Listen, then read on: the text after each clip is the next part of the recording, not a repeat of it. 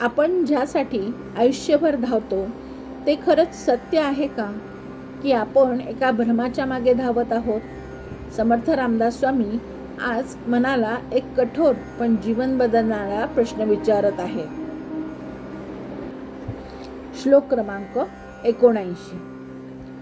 मना पावना भावना राघवाची, धरी अंतरी सोडी चिंता भवाची. भवाची जीवा मानवा भूली ठेली, नसे वस्तूची धारणा व्यर्थ गेली. जय जय रघुवीर समर्थ.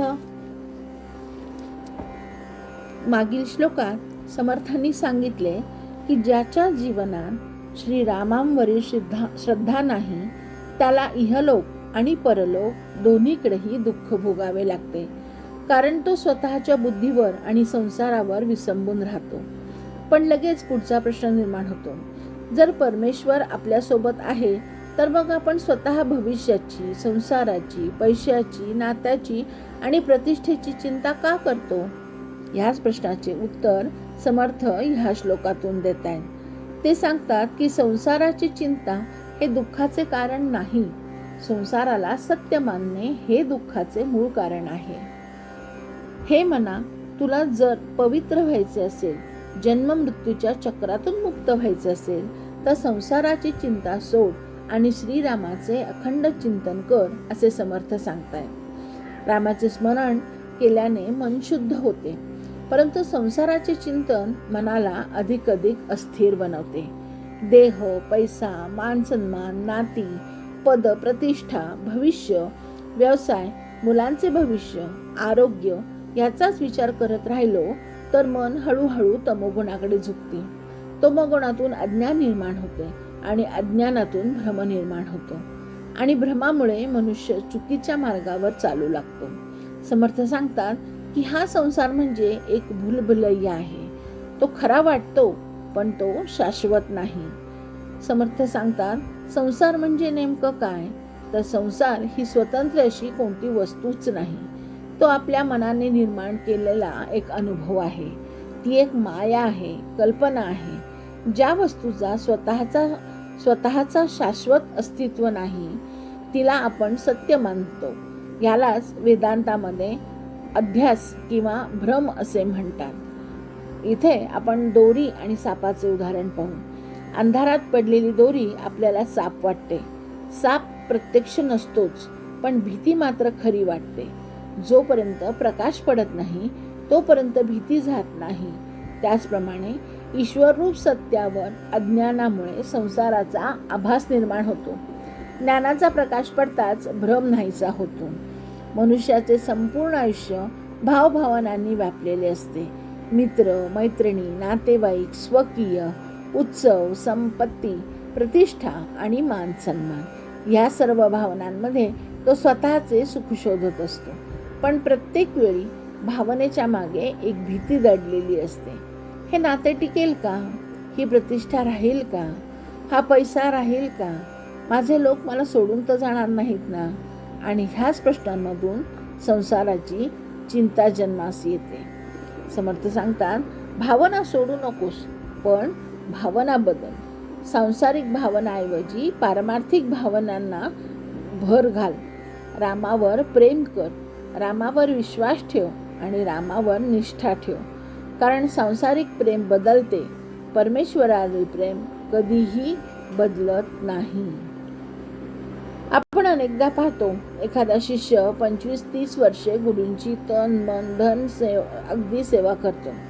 गुरुचा सर्वस्व वाटतात, परंतु एखाद्या कारणाने मतभेद होतात आणि संबंध संपतात. मग प्रश्न निर्माण होतो, ज्या भावनांना आपण अंतिम सत्य मानले होते त्या कायम राहिल्या का?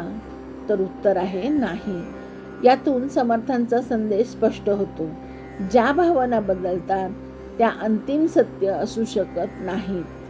म्हणूनच आदिशंकराचार्य आत्माष्टकात म्हणतात, न गुरुर नैव शिष्य, म्हणजे आत्मस्वरूपाच्या दृष्टीने ना गुरु ना शिष्य, तेथे केवळ एकच एक परब्रह्म आहे. भगवद्गीतेमध्ये भगवान श्रीकृष्ण अर्जुनाला म्हणतात, ध्यायतो विषयान पुंसः संगस्तेषुपजायते. म्हणजे मन सतत विषयांचे चिंतन करते, विषयांमधून आसक्ती निर्माण होते, आसक्तीतून इच्छा आणि इच्छेतून क्रोध, क्रोधातून मोह आणि मोहातून स्मृतिभ्रंश, स्मृतिभ्रंशातून बुद्धीचा नाश आणि बुद्धीचा नाश झाला म्हणजे मनुष्याचा आध्यात्मिक पतन हे निश्चित आहे. समर्थ ह्याच सत्याकडे आपले लक्ष वेधून घेत आहेत. संसाराचे चिंतन शेवटी अज्ञान वाढवते. भगवान श्रीकृष्ण म्हणतात, अनन्याश्चिंतयन्तो माय, म्हणजे जो भक्त अखंड माझे चिंतन करतो त्याचा योगक्षेम मी स्वतः वाहतो किंवा चालवतो. याचा अर्थ ज्याने परमेश्वराला धरले त्याने चिंता करण्याची आवश्यकता नाही. भागवतामध्ये एकनाथ सांगतात, संसार करावा पण संसार मनात ठेवू नये. हाताने प्रपंच करा पण हृदयात परमेश्वर ठेवा. एकनाथ मला सांगतात की संसार हा ईश्वराची सेवा समजून करा. जर ते बंधन नाही वाटले आणि सहजता राहिली तर तो संसार हा राहणार नाही. मी माझे माझ्यासाठी या अहंकाराने केला तर मात्र तो बंधनाचे कारण ठरतो. समर्थ सांगतात, परमेश्वरावर दृढ श्रद्धा ठेव, कारण ती श्रद्धाच मनाला पवित्र करते, तीच सर्व पापांचा नाश करते, तीच मनातील अज्ञान दूर करते आणि तीच भ्रम नाहीसा करते, तीच साधकाला निर्दोष बनवते. ही श्रद्धा आंधळी नसते, आपल्याला अनुभवातून निर्माण झालेली ती श्रद्धा असते. जेव्हा मन संसाराकडे धावते तेव्हा त्या जबरदस्तीने थांबवू नका. त्याला राम नाम द्या. नाम मनात दिशा देते, नाम चिंता कमी करते. श्रद्धा मनामध्ये वाढली म्हणजे नामातून शुद्धता होते आणि शुद्ध मनावर सत्याचे दर्शन होते. आज आपण करिअर, पैसा, सोशल मीडिया, प्रतिष्ठा, नाती, अपेक्षा, तुलना आणि भविष्य यांचा ओझ्याखाली जगत आहोत. या सर्व गोष्टी झाल्यावर आपल्या हातात काहीच नाही हे लक्षात येतं, तरी त्या अंतिम सत्य नाहीत हे लक्षात ठेवा. समर्थ सांगतात, प्रपंच करा पण त्याच्या हातून काय घडेल किंवा प्रपंचात हरवून जाऊ नका. कर्तव्य करा पण चिंता करू नका. भावना ठेवा पण परमेश्वराशी जोडा, कारण संसार बदलतो, परमेश्वर हा बदलत नाही. जय जय रघुवीर समर्थ.